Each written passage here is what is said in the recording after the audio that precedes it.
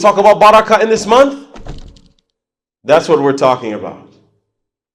Getting a huge increase in our money that we spend, the ibadah that we do, the help that we give to others.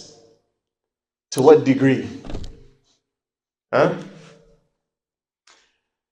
And of course, I'm sure you've been hearing this all Ramadan, this verse from the Quran,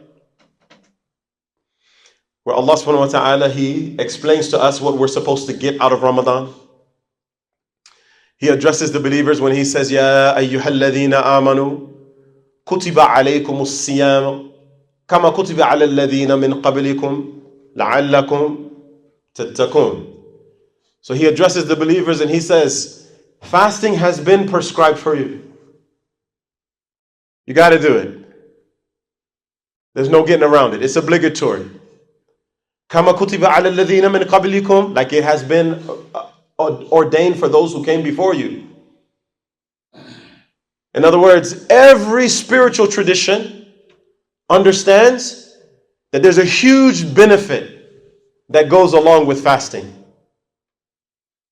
You see, fasting is a time when the nafs become pliable. They become soft. And that's what has to happen. If you want to exaggerate, if you want to accentuate your spirituality, you have to fast. Otherwise, the nafs, they stay frozen. They stay frozen. So Allah subhanahu wa ta'ala is telling us, you have to do it like those who came before you. And then He tells you, لَعَلَّكُمْ تَتَّقُونَ. Perhaps you will be of those who are mindful of Allah. Perhaps we will be of those who are more conscious of Allah. Perhaps we can reach that station where we become afraid of offending Allah. This is all of those different meanings that are captured in taqwa. Perhaps we will be muttaqun. So once we know that, taqwa, let's just stay here for a minute.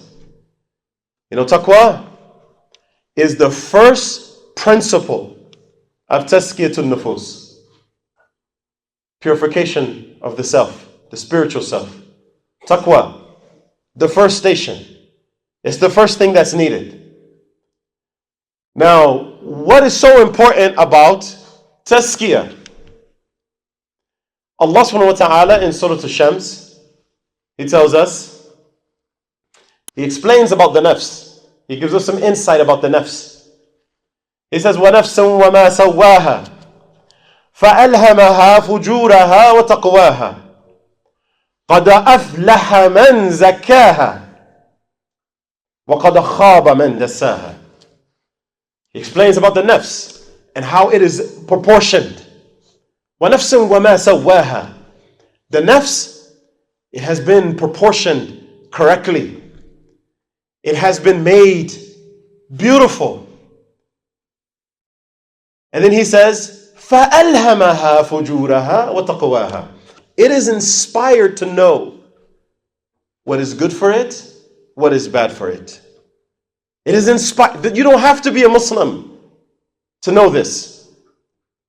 Most human beings, they know what is right and what is wrong just by you don't want the wrong to happen to you. It's that simple.